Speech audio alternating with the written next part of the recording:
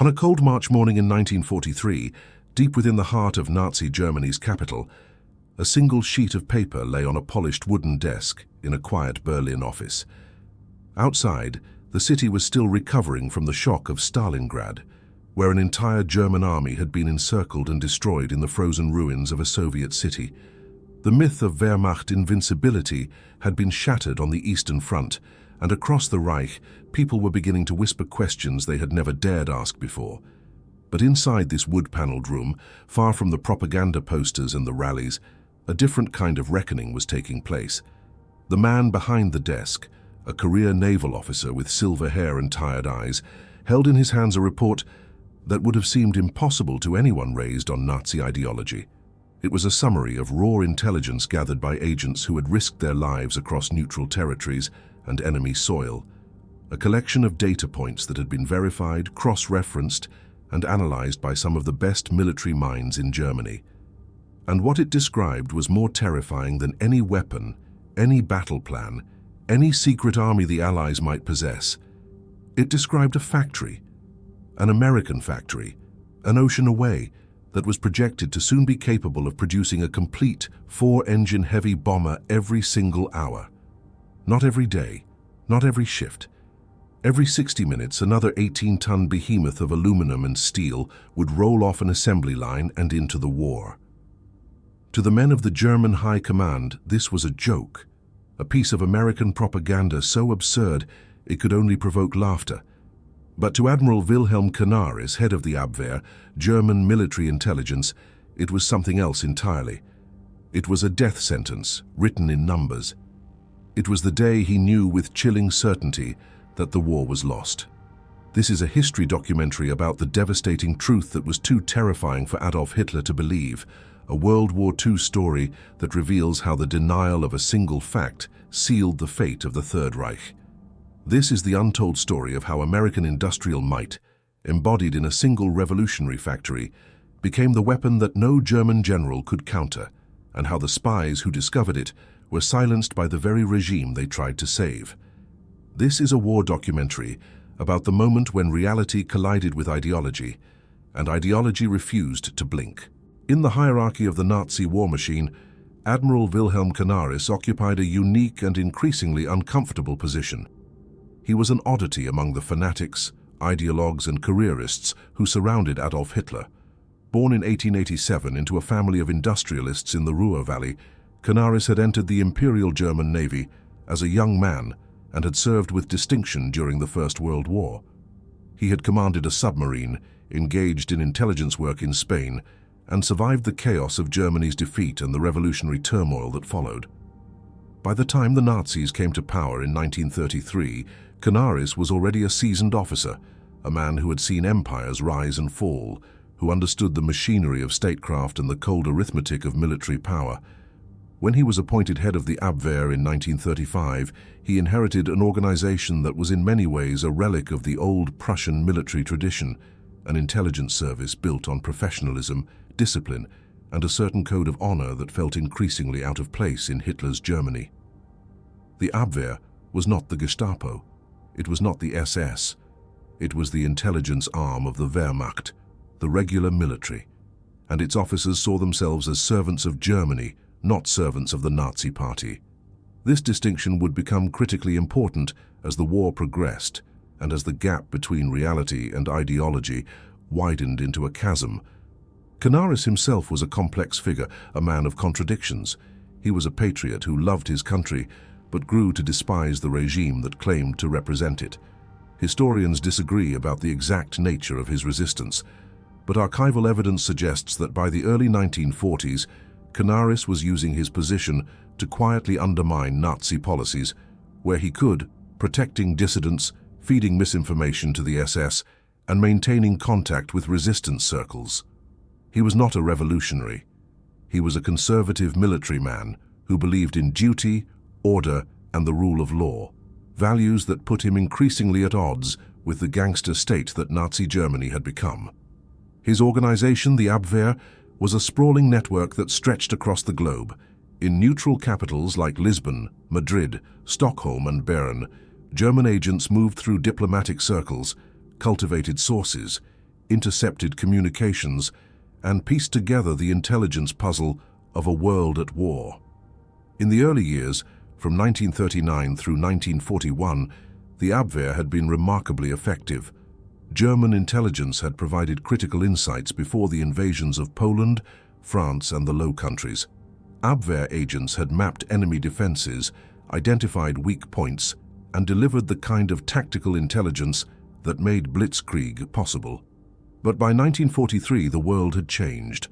The war that Hitler had imagined as a series of quick, decisive campaigns had metastasized into a global struggle of attrition, a grinding contest of economies and industrial output that Germany was increasingly ill-equipped to win.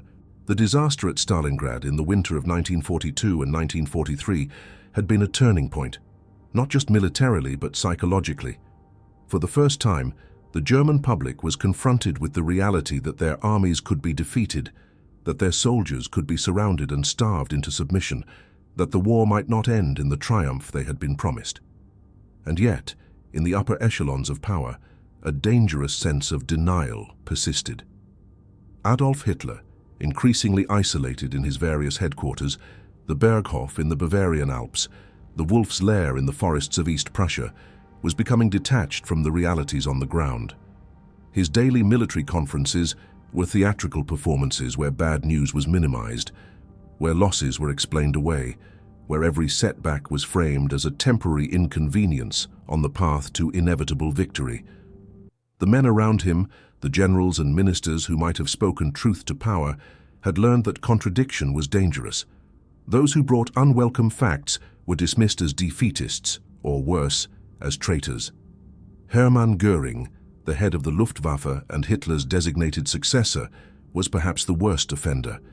A decorated First World War fighter ace, Göring had once been a capable military leader, but by 1943 he had descended into corruption, vanity, and willful ignorance. He surrounded himself with sycophants, lived in absurd luxury even as German cities burned, and refused to acknowledge any reality that contradicted his inflated sense of the Luftwaffe's capabilities. Into this echo chamber of self-deception, Admiral Canaris was about to pour a bucket of ice-cold water. The intelligence didn't arrive in a single dramatic moment. It accumulated slowly, like a gathering storm, from a dozen different sources across the neutral and occupied world. It began as whispers, fragments of conversation overheard in the cafes of Lisbon and the hotel bars of Stockholm. A German businessman returning from a trade mission to the United States mentioned, almost casually, a factory he had seen in Michigan that was so vast it seemed to have its own weather patterns inside. A diplomat stationed in Washington, before America's entry into the war, had sent back reports of production targets announced by the Roosevelt administration that seemed to include an extra zero, figures so large they had to be typographical errors. A Swedish engineer, quietly sympathetic to the German cause, sent a coded message through a contact in the German embassy describing an aircraft assembly line he had observed that moved with the mechanical precision of automobile manufacturing. A concept that seemed to violate everything the aircraft industry understood about the craft of building planes. Individually, these reports could be dismissed. Propaganda, exaggeration, misunderstanding. But as the data flowed into Abwehr headquarters on the Tirpitzufer in Berlin, as Canaris's analysts began to correlate and cross-reference the information, a terrifying pattern emerged. Every report, regardless of its source, told the same story. Every piece of intelligence pointed to the same location, a massive industrial complex being constructed in the American Midwest, in a place called Michigan, at a site known as Willow Run. And every source made the same outrageous claim. The Ford Motor Company, the same company that had revolutionized the automobile industry with the Model T and the moving assembly line, was now applying those mass production techniques to a 4-engine heavy bomber, the B-24 Liberator. The goal, according to multiple independent sources, was to eventually produce one complete aircraft every single hour. To the German mind, steeped in the traditions of European craftsmanship and engineering, this was simply impossible. A B-24 Liberator was not a car.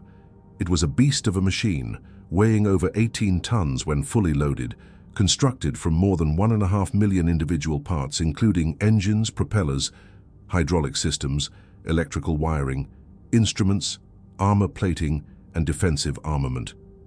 German factories, which represented the pinnacle of European industrial engineering, took weeks, sometimes months, to produce a comparable heavy bomber like the Heinkel He-177. The idea that the Americans, a nation that Nazi propaganda had spent years mocking as decadent, chaotic, and racially impure, could build such a complex weapon in 60 minutes was not just unbelievable, it was insulting. It violated everything the Nazi worldview held to be true about racial superiority, about the relationship between culture and capability, about the natural order of nations. And yet, the Abwehr's analysts were professionals. They knew how to evaluate intelligence. They knew how to separate fact from fiction, signal from noise. And as they dug deeper, as they pressed their sources for details, the picture became clearer and more alarming. The Japanese, Germany's allies in the Axis, were sending back their own reports from their naval attachés in neutral countries, and these reports carried a tone not of skepticism, but of dread.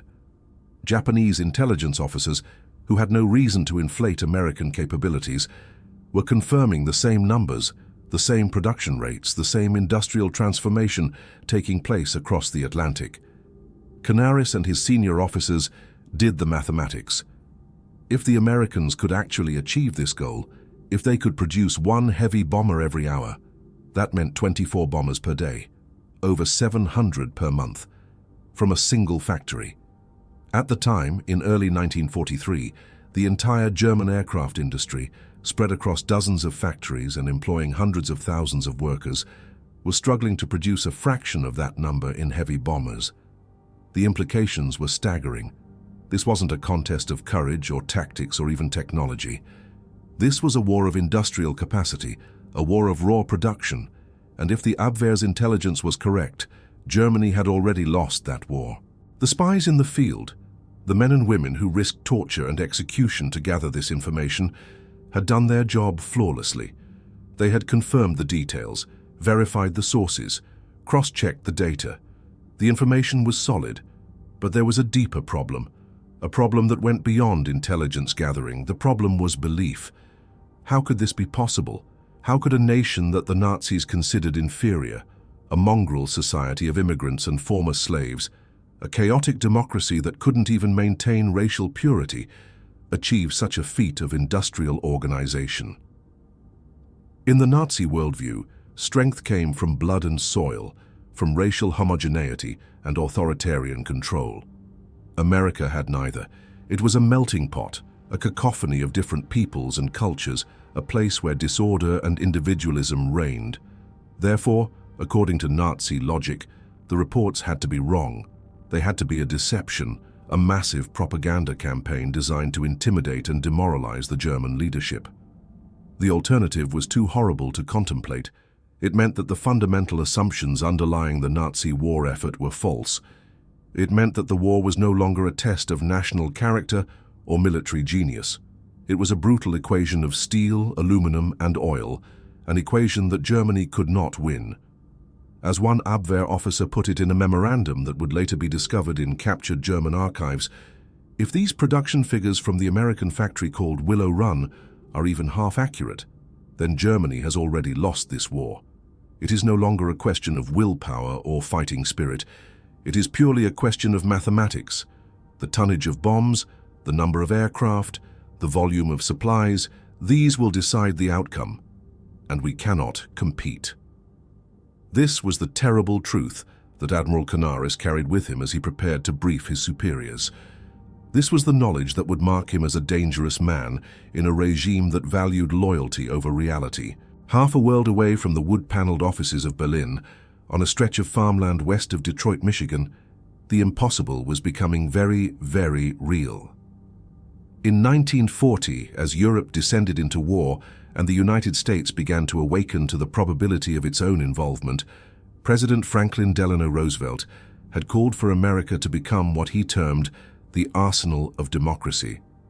It was a bold vision, a declaration that American industrial might, would be mobilized not just to defend the nation, but to supply the Allied cause around the world. And nowhere was this vision more dramatically realized than at a place that would come to symbolize American production power during the Second World War, the Willow Run bomber plant. The story of Willow Run begins with Henry Ford, the legendary industrialist who had revolutionized manufacturing with the moving assembly line and the Model T automobile. By 1940, Ford was in his late 70s, a man of contradictions, a brilliant innovator, but also a stubborn isolationist who had expressed sympathies for Nazi Germany before the war. Yet when the US government came calling, when contracts were offered and patriotic duty invoked, Ford and his production chief, Charles Sorensen, saw an opportunity to prove that their methods could work not just for cars, but for the most complex machines of modern warfare. The idea was simple in concept, but radical in execution. Take the B-24 Liberator, a heavy bomber designed by Consolidated Aircraft, and redesign the entire production process using Ford's principles of mass production. Break the aircraft down into manageable sub-assemblies. Simplify each task. Train workers to perform repetitive operations with maximum efficiency. Move the product along a continuous assembly line. Do for airplanes what Ford had done for automobiles. The traditional aircraft industry was horrified. Building planes was a craft, they insisted, not a manufacturing process. Each aircraft required skilled workers, riveters and sheet metal workers and electricians who understood the intricacies of aeronautical engineering. You couldn't just hire people off the street and expect them to build a bomber. One executive from a rival aircraft company famously sneered, "You can't expect a blacksmith to make a watch overnight." Ford and Sorensen set out to prove them wrong. The site they chose was a stretch of farmland near the small community of Ypsilanti, Michigan, adjacent to Willow Run Creek, which gave the facility its name. Construction began in 1941, and what rose from that farmland was unlike anything the world had ever seen. The main building, designed by the renowned industrial architect Albert Kahn, who had previously designed factories for Ford and other automobile manufacturers, was a single continuous room that stretched for over half a mile.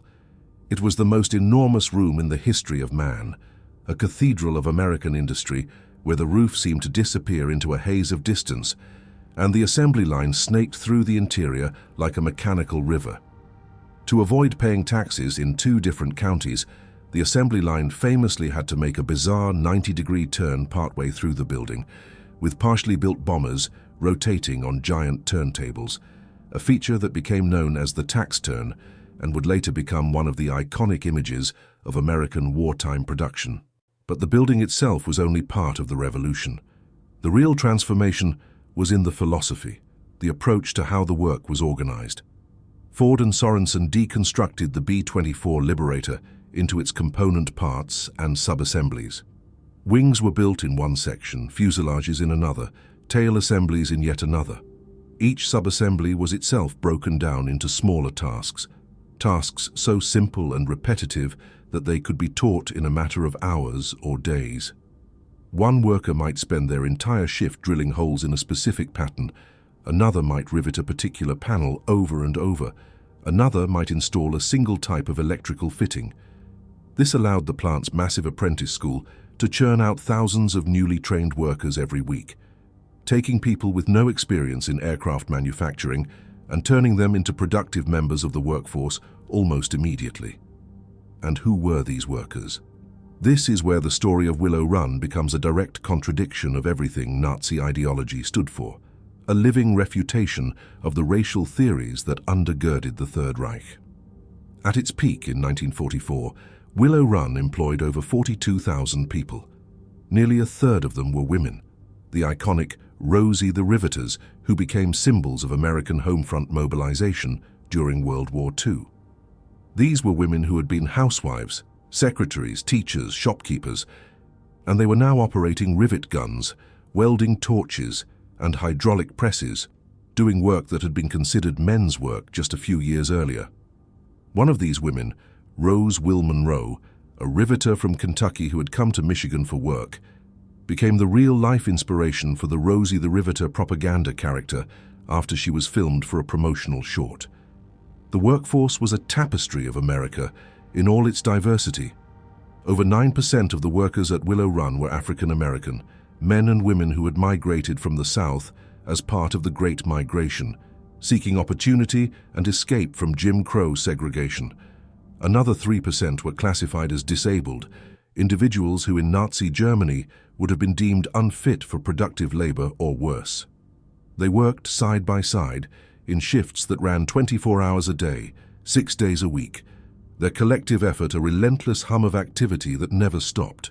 This was the mongrel society that Adolf Hitler loved to mock in his speeches, the chaotic democracy that Hermann Göring dismissed as incapable of martial discipline, and they were about to outproduce the so-called master race at a rate that would defy all belief.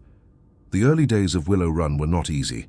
The plant opened in 1942, and the first months were plagued with problems. The assembly line didn't work smoothly, parts didn't fit properly, workers were still learning their jobs. The plant quickly earned the derisive nickname, Will It Run, a play on Willow Run that captured the skepticism both inside and outside Ford about whether this experiment could actually succeed. Engineers from Consolidated Aircraft, the company that had designed the B-24, were brought in to help troubleshoot, and there was considerable tension between the old-school aircraft builders and Ford's mass production specialists. But Ford and Sorensen were relentless. They refined the process, adjusted the tooling, improved the training programs, and ironed out the bottlenecks. By mid-1943, as Admiral Canaris was staring at his terrifying intelligence report in Berlin, Willow Run was beginning to hit its stride. Raw materials flowed in one end of that enormous building, aluminum sheets and steel tubes and rubber and glass and engines and propellers, thousands upon thousands of components sourced from suppliers across America. And out the other end, at an ever-increasing pace, emerged complete B-24 Liberator bombers, painted in olive drab, fitted with defensive machine guns, ready to be flown away to training bases and then onward to the war. This wasn't just a factory. It was a weapon, a strategic weapon that no German general could counter with tactics or bravery. This was industrial warfare, total war in its purest form, and America had become its most terrifying practitioner. Armed with the intelligence about Willow Run, Admiral Wilhelm Canaris faced what would become the defining challenge of his career: how to make the Nazi leadership listen to a truth they were ideologically incapable of accepting. In early 1943, Canaris requested a meeting with Hermann Göring, the Reich Marshal and commander of the Luftwaffe. Göring was, at least on paper, the man who should have cared most about American bomber production. The Luftwaffe was his domain, his pride, the source of his power and prestige within the Nazi hierarchy. If anyone should have been alarmed by the prospect of the Allies gaining overwhelming air superiority, it was Göring. But Hermann Göring in 1943 was a man in decline, bloated by corruption, addicted to luxury and morphine and living in a bubble of his own creation. He had risen to prominence as a dashing fighter ace in the First World War, where he had commanded the famous Richthofen Squadron after the Red Baron's death. In the early years of the Nazi regime, he had been a dynamic and ruthless operator, helping to consolidate Hitler's power and building the Luftwaffe into a formidable force. But success and power had corrupted him absolutely. By 1943, he was spending more time looting art from occupied territories and hosting lavish parties at his estate than actually managing the air war. When Canaris presented the Abwehr's findings on Willow Run, Göring's reaction was not concern. It was laughter, dismissive and contemptuous. The detailed intelligence reports, the photographs, the production schedules, the corroborating evidence from multiple independent sources, all of it was swept aside with a wave of his bejeweled hand. Americans cannot build airplanes, Göring famously sneered. They are very good at refrigerators and razor blades.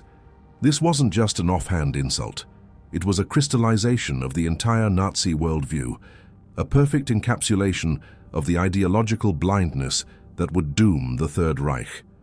To Göring and his circle, Americans were a nation of shopkeepers and consumers, a decadent society that lacked the martial spirit and racial discipline necessary for true industrial and military greatness. They were a mongrel race, the Nazis believed, weakened by racial mixing, controlled by Jewish financiers, distracted by democratic chaos. The idea that such a culture could not only build heavy bombers, but mass-produce them at automotive speeds was, in Göring's mind, a logical impossibility. It contradicted everything he believed about the nature of power and civilization. Therefore, the reports had to be wrong. They had to be American propaganda, a clumsy psychological warfare operation designed to intimidate the German leadership. One can imagine how maddening this must have been for Canaris, a professional intelligence officer presenting mathematical certainties to a man living in a fantasy world. Canaris tried to press the issue. His agents had specifics. They had described the mile-long assembly line, the specialized tooling, the massive capital investment, the training programs, the production quotas. Some accounts suggest that Canaris even showed Göring aerial reconnaissance photographs obtained through various means, though the details of what evidence was physically presented remain debated by historians. But Göring would not be moved.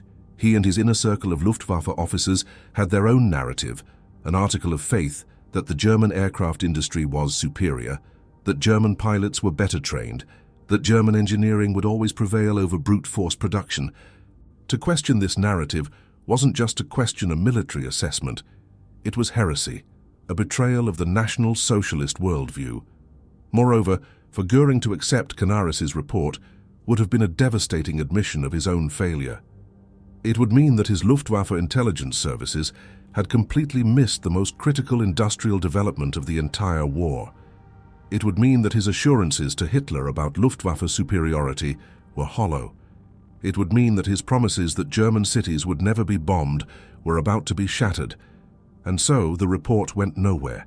It was filed away, dismissed, buried under the weight of Göring's ego and ideological certainty.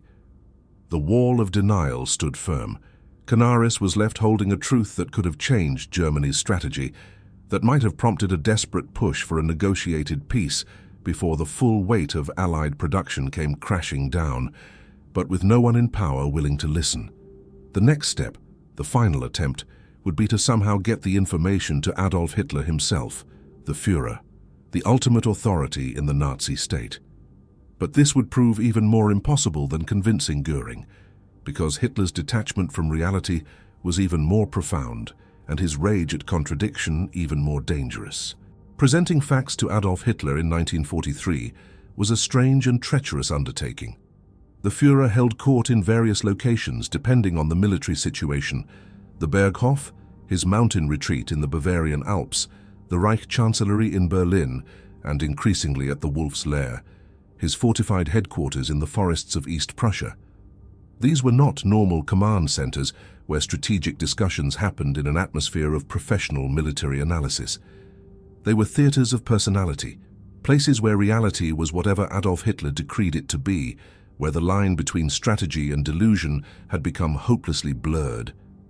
Military briefings at the Wolf's Lair were elaborate rituals.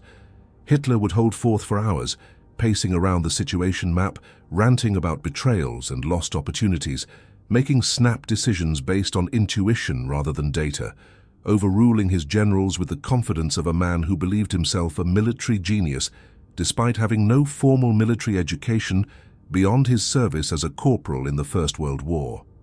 His generals had learned to navigate this treacherous environment by telling Hitler what he wanted to hear, by framing every setback as a temporary reversal, by emphasizing small tactical successes while minimizing strategic disasters.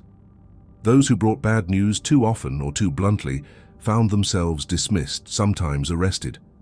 Into this echo chamber of self-deception, the intelligence from Willow Run was a ticking time bomb, a piece of information so fundamentally incompatible with Hitler's worldview that presenting it was almost an act of suicide. Hitler's view of the United States was a bizarre mixture of contempt and grudging respect. He saw America as a mongrel nation, exactly as Göring did, but even more so. In Hitler's racial hierarchy, the mixing of different European ethnic groups, let alone the inclusion of African Americans and other non-white peoples, was a cardinal sin that would inevitably lead to degeneration and weakness. He believed that America was controlled by Jewish financiers who manipulated the masses through media and democracy. that American society was decadent and materialistic, obsessed with comfort and entertainment rather than the harsh virtues of war. At the same time, Hitler was aware of America's size and industrial potential. He had read about American industrial output during the First World War, how American entry into that conflict had tipped the scales. He was not entirely ignorant of American capabilities, but he convinced himself that American industry was fundamentally different from German industry, that it was geared toward consumer goods rather than military hardware, that it lacked the discipline and precision necessary for complex weapons manufacturing. When the Abwehr's intelligence about Willow Run was finally presented to Hitler, either directly by Canaris or more likely through intermediaries and written reports that made their way into the Führer's daily briefings, his reaction mirrored Göring's but with an additional layer of venomous rage. The numbers were dismissed as Jewish propaganda. The projection of one bomber every hour of over 650 aircraft per month from a single plant was labeled an obvious fabrication designed to demoralize German leadership and mislead German strategic planning. Hitler's armaments minister, Albert Speer, was in a difficult position. Speer was one of the few men in Hitler's inner circle who actually understood industrial production. He had been appointed to his position in 1942 after his predecessor, Fritz Todt, died in a plane crash, and Speer had worked tirelessly to rationalize German war production, to overcome the chaos and inefficiency that plagued the Nazi war economy. Speer later claimed, in Allied interrogations after the war and in his memoirs, that he knew the American production figures were real, or at least plausible. He had access to his own intelligence sources, and he could do the calculations. He knew that if Willow Run achieved even half of its projected output, Germany was facing an insurmountable disadvantage. But to say this openly in Hitler's presence in 1943 would have been professional and possibly physical suicide. The Nazi regime had no mechanism for accepting unpleasant truths. There was no culture of honest debate, no system for challenging the Führer's assumptions. Fear and fanaticism had replaced reason, and so the great confrontation between fact and dogma never really happened. It was less a debate and more a one-sided rejection. Hitler heard the numbers and dismissed them, and no one dared push back hard enough to make him reconsider. The Admiral's warning was not just ignored, it was seen as evidence of defeatism, perhaps even disloyalty. The men who brought these reports, who tried to inject reality into the strategic planning process, found their patriotism questioned. In Hitler's mind, shaped by his own experience in the First World War and his fanatical belief in the power of will, the war was fundamentally a test of national character. It was about blood and iron, about the fighting spirit of the German soldier, about destiny and fate, logistics, production numbers, industrial capacity. These were secondary concerns, details to be managed by subordinates. What mattered was the will to fight, the refusal to accept defeat. A single piece of paper representing the dangerous work of dozens of spies operating in enemy and neutral territory was brushed aside. It contained perhaps the most important strategic fact of the entire war. The enemy's industrial capacity was growing at an exponential rate that Germany could not hope to match. But the decision was made not through any formal order or strategic assessment.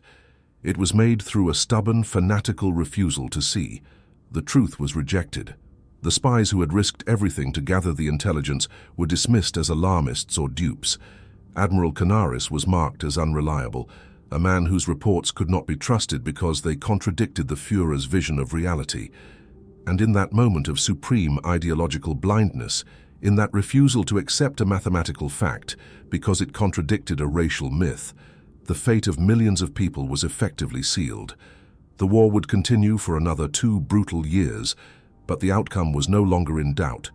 Germany would fight on with courage and desperation, but it would be fighting against an avalanche of production that it had refused to believe existed until it was too late to matter. The consequences of that denial, of that fundamental refusal to accept reality, were inevitable. They came first as a distant rumble, a sound that German civilians and soldiers would learn to dread, the sound of hundreds of aircraft engines converging on German cities and military targets. In late 1943 and throughout 1944, The prophecy contained in that March intelligence report began to come true with devastating precision. The B-24 Liberators that had seemed so impossible, so absurd to the Nazi leadership, began appearing in the skies over Europe in numbers that shocked even the Allied commanders who had planned the strategic bombing campaign. The United States 8th Air Force, based in England, launched an unprecedented daylight bombing offensive against the Third Reich. While the Royal Air Force had been conducting nighttime area bombing of German cities since 1940, the Americans brought a different approach. They believed in precision daylight bombing, using formations of heavy bombers flying in tight defensive boxes, bristling with machine guns to fight their way to strategic targets deep inside Germany. And at the heart of this campaign were the B-24 Liberators from Willow Run, flying alongside their cousins, the B-17 Flying Fortresses. Throughout the fall and winter of 1943, the tempo increased. Raids that had once involved dozens of bombers now involved hundreds. German cities that had been hit sporadically were now being struck repeatedly.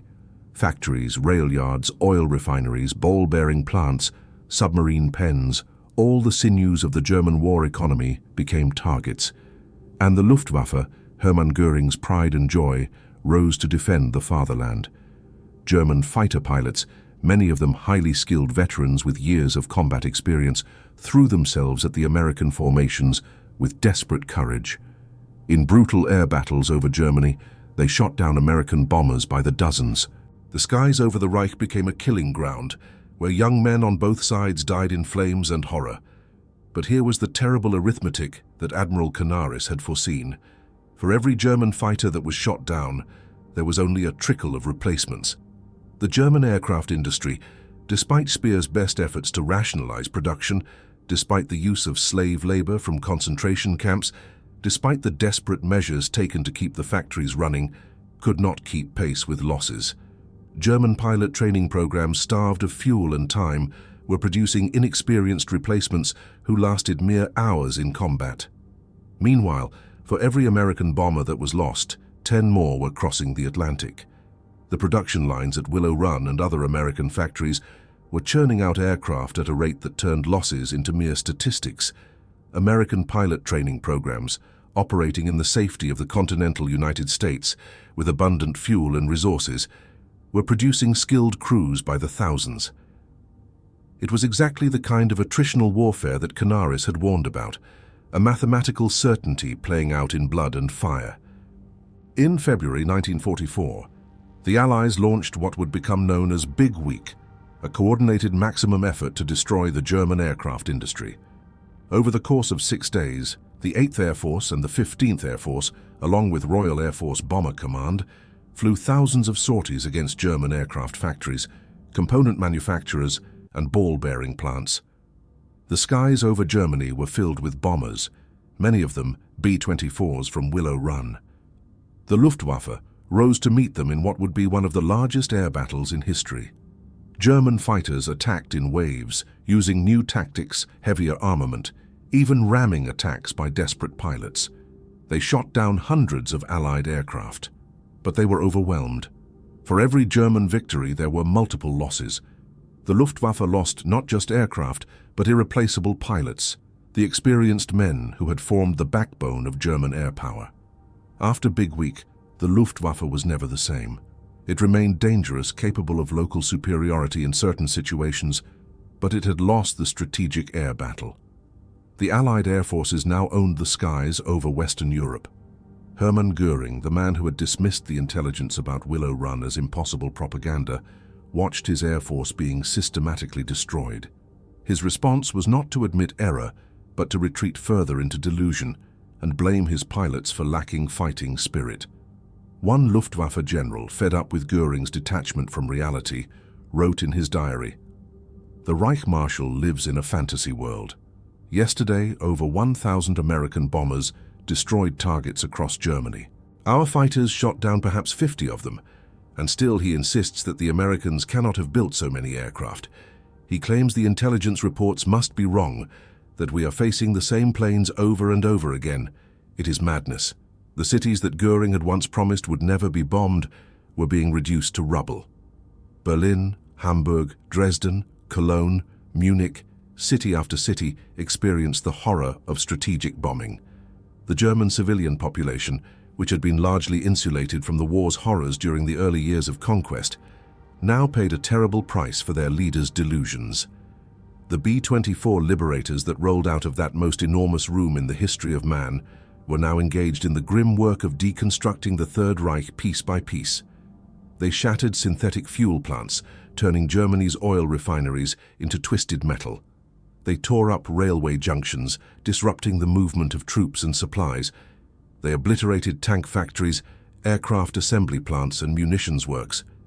The German war machine, already strained by the demands of fighting on multiple fronts, began to grind to a halt. On the Eastern Front, the Soviet army was advancing with overwhelming force, pushing the Wehrmacht back toward Germany's borders. In Italy, Allied forces were slowly fighting their way up the peninsula. And in June 1944, the Western Allies launched Operation Overlord, the invasion of Normandy, an amphibious assault that was only possible because Allied air superiority was so complete that the Luftwaffe was almost entirely absent from the skies over the landing beaches. The statistical superiority in the air translated directly into lives saved on the ground. Allied soldiers advancing across France in the summer and fall of 1944 did so under an umbrella of air cover that would have been unimaginable earlier in the war. German reinforcements moving toward the front were strafed and bombed. German supply convoys were destroyed from the air. German command posts and communications centers were targeted with precision.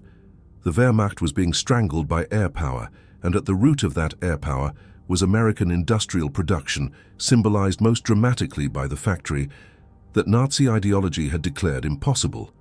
The unstoppable Wehrmacht, the military machine that had conquered most of Europe in a matter of months, was being pounded into submission by the output of factories it had never taken seriously. By early 1945, as Allied armies closed in on Germany from east and west, the Luftwaffe was a shadow of its former self. Germany had developed remarkable new technologies, the Me-262 jet fighter being the most notable example, but these came too late and in too few numbers to affect the outcome. Germany simply could not produce weapons fast enough to replace losses. And why? Because while Germany had spent its resources on ideological fantasies and wonder weapons, America had perfected the unglamorous but devastating art of mass production. The lesson was clear.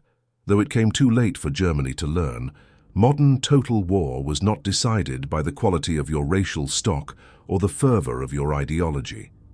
It was decided by your ability to turn raw materials into finished weapons at industrial scale, and in that contest, American democracy had buried German fascism under an avalanche of steel and aluminum forged by the very people the Nazis had disdained. For Admiral Wilhelm Canaris, the man who had tried to warn the Nazi leadership about the industrial juggernaut bearing down on Germany, the price of truth-telling was steep and ultimately fatal.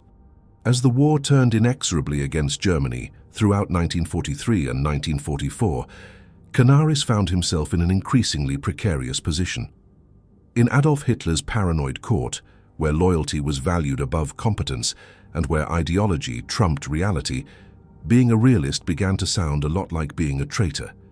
Canaris had rivals, men who saw the Abwehr as a nest of politically unreliable old-world aristocrats who lacked true National Socialist fervor. The chief among these rivals was Heinrich Himmler, head of the SS, a man building his own intelligence empire within the Nazi state. Himmler's organization, the SD, or Sicherheitsdienst, was loyal to Nazi ideology first and foremost, staffed by true believers who saw intelligence work as an extension of the ideological struggle. The Abwehr, by contrast, still retained some of the old Prussian military culture, a sense of service to Germany rather than service to the Nazi party. This distinction made the Abwehr and its chief inherently suspect. Throughout 1943 and early 1944, as Canaris continued to file intelligence reports that painted an increasingly grim picture of Germany's strategic position, his enemies within the regime gathered evidence against him. His accurate assessments of American industrial capacity, his warnings about Soviet strength, his sober analyses of Germany's deteriorating position were not seen as the work of a dedicated intelligence professional. They were seen as evidence that Canaris himself was spreading defeatist propaganda, perhaps even working for the enemy. The SS began investigating Canaris and the Abwehr, looking for proof of disloyalty. What they found was damning, though not in the way they initially expected. Canaris, it turned out, had been using the Abwehr to shield members of the German resistance, the scattered network of officers, aristocrats, clergy, and intellectuals who opposed Hitler's regime. He had protected dissidents by giving them Abwehr credentials, by classifying them as agents, and thus placing them under military rather than Gestapo jurisdiction. Among those he had tried to protect was Dietrich Bonhoeffer, a Lutheran theologian and pastor who was actively involved in resistance activities. Canaris had also, archival evidence suggests, engaged in acts that could only be described as sabotage against his own government.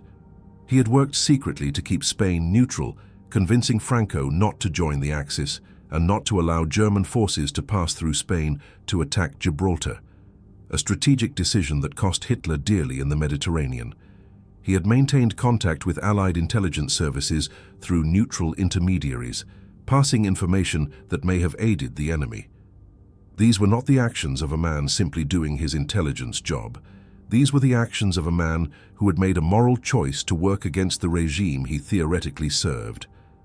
Whether Canaris was a hero or a traitor depends on one's perspective, but there is no doubt that by 1944 he was walking a tightrope over an abyss. In February 1944, Hitler finally lost patience with the Abwehr. He ordered the organization dissolved and its functions absorbed into the SS. Canaris was removed from his position, given a ceremonial post, and placed under surveillance. He was trapped, waiting for the axe to fall. The final blow came after the failed assassination attempt against Hitler on July 20, 1944. Colonel Klaus von Stauffenberg, a decorated officer who had lost an eye, a hand, and several fingers fighting for Germany, planted a bomb at Hitler's Wolf's Lair headquarters. The bomb exploded, killing several people, but Hitler survived with relatively minor injuries. The subsequent Gestapo investigation was brutal and thorough. Under torture, conspirators revealed the existence of a broad network of resistance within the German military and civilian leadership. Many trails led back to the Abwehr and specifically to Canaris. Canaris was arrested in the late summer of 1944. During his interrogation, personal diaries were discovered that revealed the depth of his opposition to the Nazi regime, his contacts with resistance figures, his efforts to undermine Hitler's policies.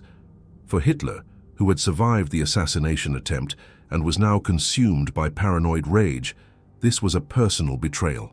The man who had tried to warn him about American industrial power, who had brought him intelligence he didn't want to hear, was revealed to have been working against him all along. On April 9, 1945, with the Third Reich in its final death throes, with Soviet armies fighting in the streets of Berlin and American forces deep inside Germany, the order came from Hitler's bunker for final retribution against those who had betrayed him. At Flossenbürg concentration camp, in the early morning hours, Admiral Wilhelm Canaris was led to the execution ground. The method chosen was deliberately humiliating. He was slowly strangled with piano wire, hanged naked in a manner designed to maximize suffering. It was a brutal, degrading end for a man who had served Germany for decades, who had tried in his own complicated way to save his country from the catastrophe he had foreseen. Wilhelm Canaris was murdered by the regime he had tried to warn, killed for the twin crimes of telling the truth and having a conscience. He had delivered the message that might have changed the course of the war, and for his trouble, he was silenced forever. Less than a month after his execution, Hitler would commit suicide in his bunker, and Germany would surrender unconditionally. The war that Canaris had known was unwinnable since March 1943 finally came to its inevitable end. When the guns fell silent in May 1945, when the Third Reich finally collapsed in complete defeat, the final production numbers emerged, and they vindicated Admiral Canaris's warnings in the most dramatic way possible. The intelligence report that had landed on his desk in March 1943, the report that seemed so impossible to Nazi ideology and that had been dismissed as propaganda, turned out to be not just accurate, but actually conservative. The final statistics from Willow Run were staggering beyond belief. At its absolute peak production rate in 1944, the Ford plant was not producing one B-24 Liberator every hour. It was producing one every 63 minutes. That slight difference might seem trivial, but it represented the achievement of an industrial miracle, the perfect execution of mass production techniques applied to one of the most complex machines ever built. By the time the last bomber rolled off the assembly line, Ford had produced 6,972 complete B-24 Liberators at Willow Run, along with another 1,893 knockdown kits that were shipped to other facilities for final assembly. Think about that number for a moment. A single American factory built on farmland in Michigan, operated largely by workers who had never built an aircraft before, produced nearly 7,000 four-engine heavy bombers in just over 3 years of operation. That is more heavy bombers than the entire German aircraft industry produced during the entire war across all types. It wasn't even a close contest. Across all its factories, the United States produced over 18,400 B-24 Liberators, making it the most produced heavy bomber in history. But the story goes far beyond just one type of aircraft. In total, from 1940 to 1945, the United States manufactured over 300,000 military aircraft of all types: fighters, bombers, transports, trainers, reconnaissance planes. Germany, in the same period, produced approximately 94,000 combat aircraft.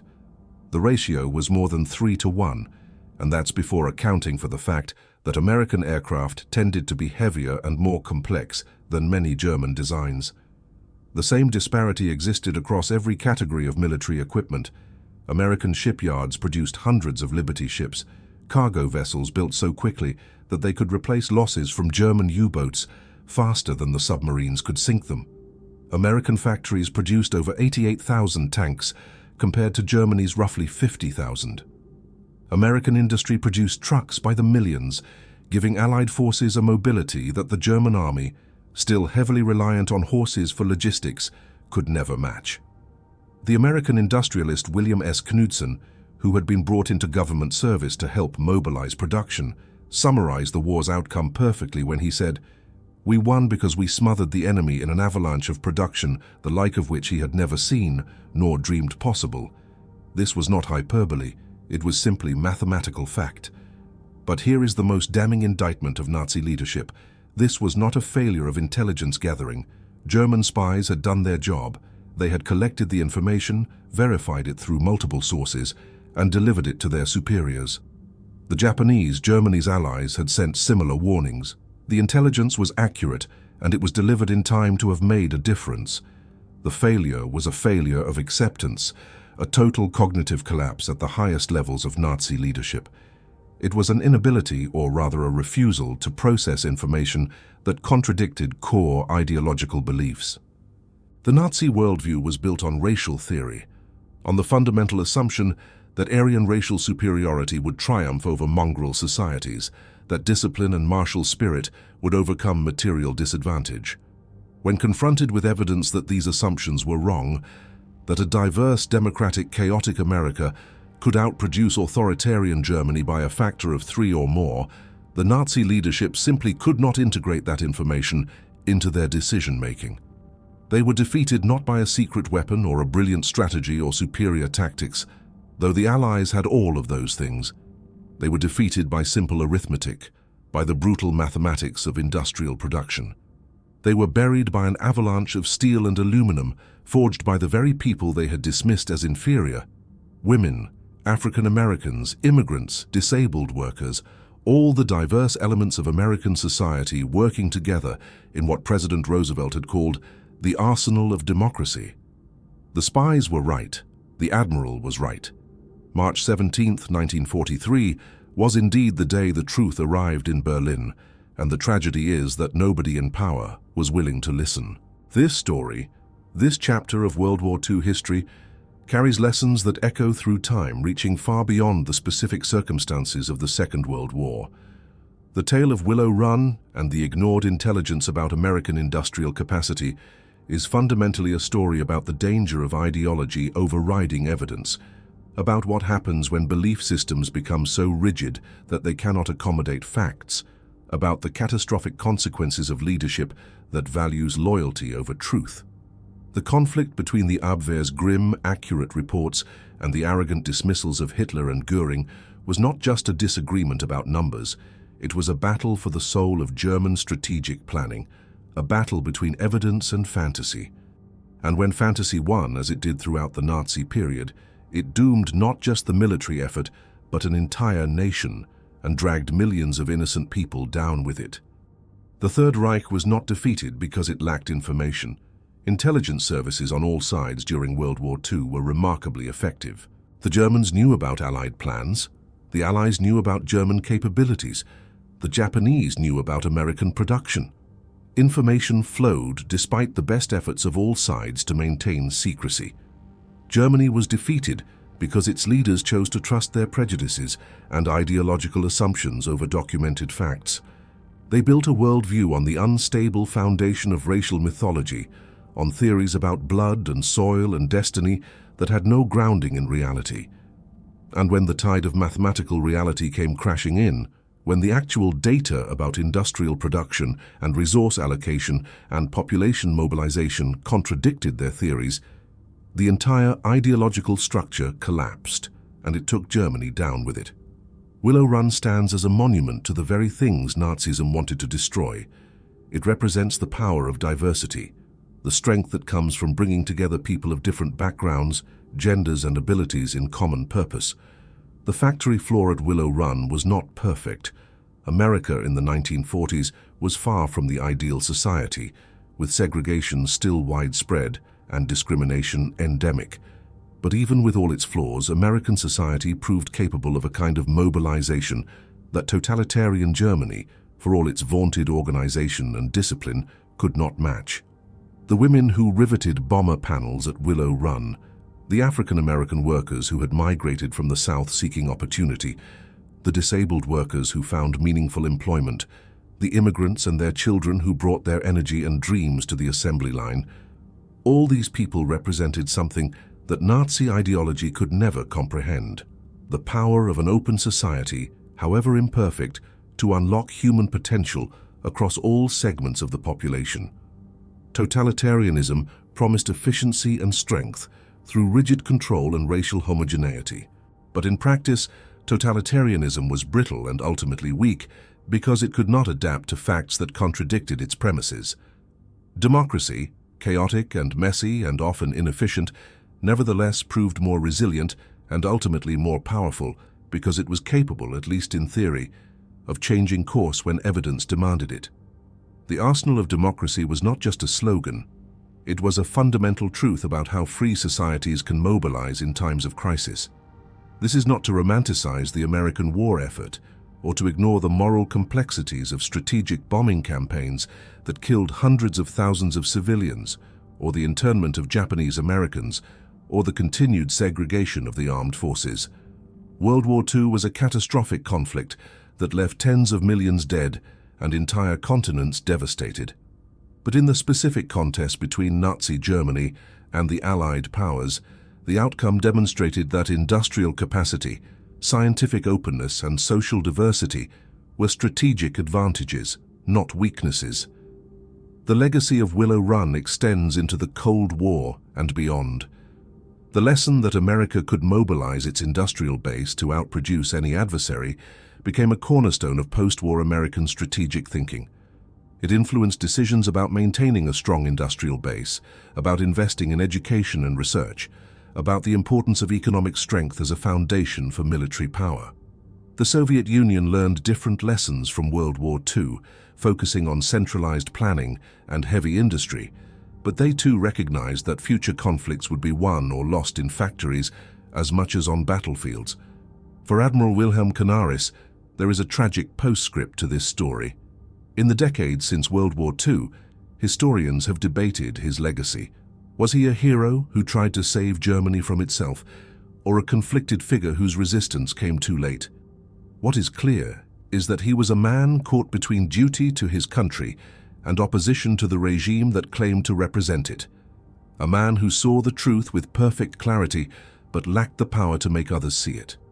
His fate, strangled with piano wire in a concentration camp for the crime of having a conscience and telling the truth, stands as a grim reminder of what happens in totalitarian systems, to those who challenge official narratives, even when they are trying to save the system from its own blindness. The story of the intelligence report that arrived on March 17, 1943, the report about an impossible factory producing impossible numbers of bombers, is ultimately a story about the power of facts over fantasy, about the importance of building systems and cultures that can accept uncomfortable truths, about the danger of letting ideology blind us to reality.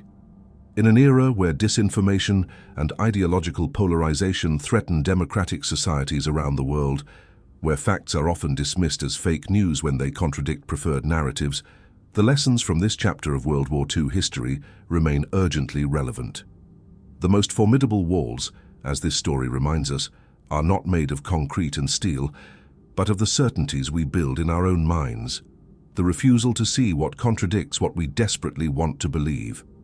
The Third Reich built its walls of denial strong and high, and in the end, those walls became a prison that destroyed not just the regime but millions of innocent people trapped inside it.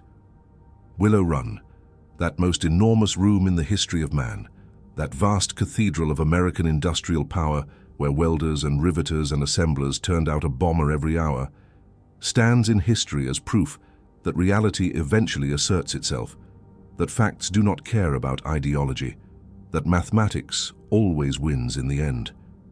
The tragedy is how many people had to die before that lesson was learned, and the warning is how quickly that lesson can be forgotten by new generations facing new challenges. This has been a history documentary about an untold story from World War II, about the day Nazi Germany learned a truth it refused to believe, and about how that refusal sealed its fate.